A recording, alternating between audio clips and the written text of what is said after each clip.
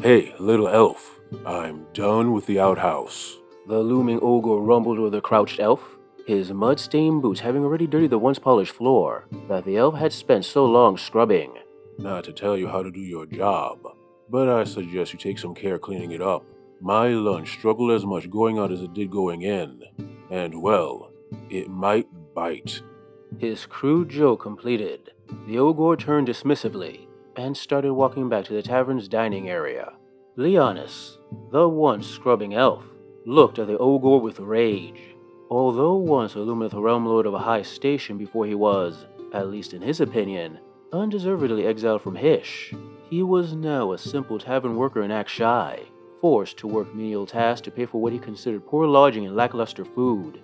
Although the work was below his station, the nobility of his blood and a keen sense of self-preservation had prevented him from lashing out at the tavern keeper or his guests. But the ogre's amusement at his plight, the latest in a long line of abuse, had forced him to reach his breaking point. And in a rare display of bravery, Leonis turned towards the ogre and blurted out, "You're lucky I am not a Vanari ogre. I would have slayed you where you stood." The ogre stopped mid-stride and slowly turned around to face the elf, and after a long and uncomfortable silence, rumbled, And how would a Vanari do something like that to me? Now, anyone with a hint of awareness would have been able to sense the inherent threat in the ogre's words, and would try their best to de-escalate the situation. Unfortunately, sense had left Leonis, as his rage at and now fear of the ogre before him shifted his mind towards the familiar, his feelings of superiority. "Well," Leonis said with a smile, "before I do that, I obviously have to explain what the Vanari are." The ogre, his previously rising anger now shifting over to confusion, simply blurted out, What? "The Vanari are the cold steel blade of the Lumineth Realmlords, masters of the Tyriok traditions of martial prowess and keen combat insight, laid down in a Tyriok decree centuries before, a tome written by the elven god Tyrion himself." He named the tome after himself. I know what you may be thinking, Ogre, but Tyrion is beyond the idea of vanity. He obviously just wanted to add some weight to the tome, to ensure it got the respect it deserved. Sure. To become a Vanari, an elf must study this tome carefully and thoroughly, and with enough time and dedication, their determination becomes unwavering, and their skills in battle honed to a fine point, becoming a master of their chosen method of war. To the Lumineth Realmlords, archery is seen as an art form, and how can you not see it as anything less than an art? The arrow, when loosed, pierces the sky, glimmers in the sunlight for a beautiful moment, before arcing down to cause a clean death. Unless the arrow hits an artery, of course. That can be rather, messy. The specialists of this art form are the Auralan Sentinels, master archers who wield the mighty triple-string arc bow, a mighty bow that can shoot an arrow straight and true with impressive killing force, or in a massive arc to shoot at a far opponent in a vital point. These Auralan Sentinels are led by a High Sentinel. Besides being keen archers, they are often accompanied by a Scry Hawk, a noble beast with eagle eyes, which allows the High Sentinel to see enemies wherever they may hide. Some members of the Sentinels may be chosen to man the mighty Star Shard Ballista, an artillery piece of unmatched speed and accuracy. And when it strikes, the oval reservoirs of Aether Course-infused water just behind the bolt tip emit a sudden and blinding light. As impressive as our archery is, Vanari's skills in melee is arguably even mightier.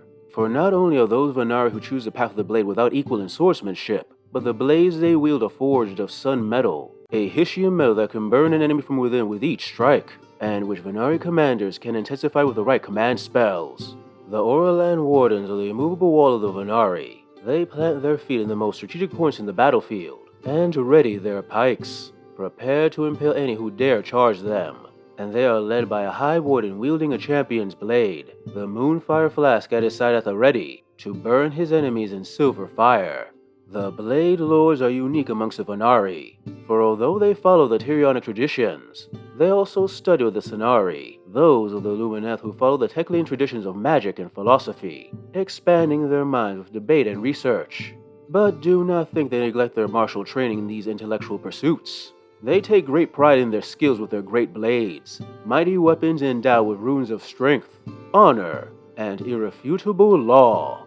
They practice from dusk till dawn to combine their mental and physical training together into one perfect whole. Aggression, speed, dexterity, and mental agility combine to form equations of cause and effect, to turn their blades into a flurry of steel. And leading them are the Seneschal, who wield dual blades marked with runes of doom, the blades capable of sundering foes with ease. Dawn Riders charge into battle on powerful stallions native to the Zentilian plains that can easily traverse even the densest and most tangled environments. When they charge into battle, it is as if light itself is piercing through the enemy, a light originating from their enchanted lances, the weapons allowing them to turn their enemies into white-hot cinders as they form deadly furrows across the enemy ranks.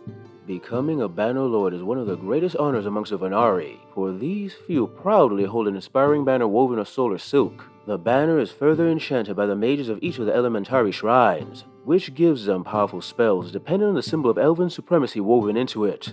Foremost amongst these symbols is the Eclipsean, a figure of purity and symmetry that symbolizes the coming together of the solar and lunar philosophies of Hysh. The Hyshian energies within the banner beam out with the intensity of a new dawn, dazzling the enemy, whilst invigorating nearby Lumineth.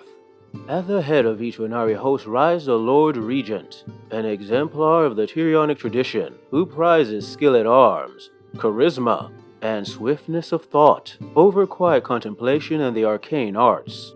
They are also Tyrion's second in matters diplomatic, speaking with his voice in the Council of Teklian Nations when he is not available, which is most of the time, honestly. Tyrion is known to not really have the patience for politics. To become a Lord Regent is no easy task. Not only must they rise through the ranks of the Vanari, but they must also pass through numerous trials to be considered worthy. The most notable of these trials is the capture of a light courser. These steeds are living dynamos, never seeming to need rest, and they can regenerate from wounds just by being in direct sunlight. Elf, I was going to beat you bloody, but your little speech was surprisingly informative. I would love to know more about the Vanari. Well, of course you do. And who knows, Ogor? One day you may have the honor of fighting by their side. Sure, let's go with that. Voskalad said, casually thinking of some of his favorite elf flesh recipes, as he considered possible tactics he would use if his mercenary company was ever paid to fight these Lumineth Realmlords. Hey guys, I hope you enjoyed this video on the Vanari of the Lumineth Realmlords. If you like it, please like, subscribe, comment, press that little bell so you know when I post, so the YouTube guys know I exist and hopefully more people see this content. And if you really like it and you're inclined and you have a little cash in your pocket, please consider giving a little money away to my Patreon or my Ko-fi account. The extra money gives you a chance to work on these stories I love. Anyway, thanks for listening/watching, and see you next time.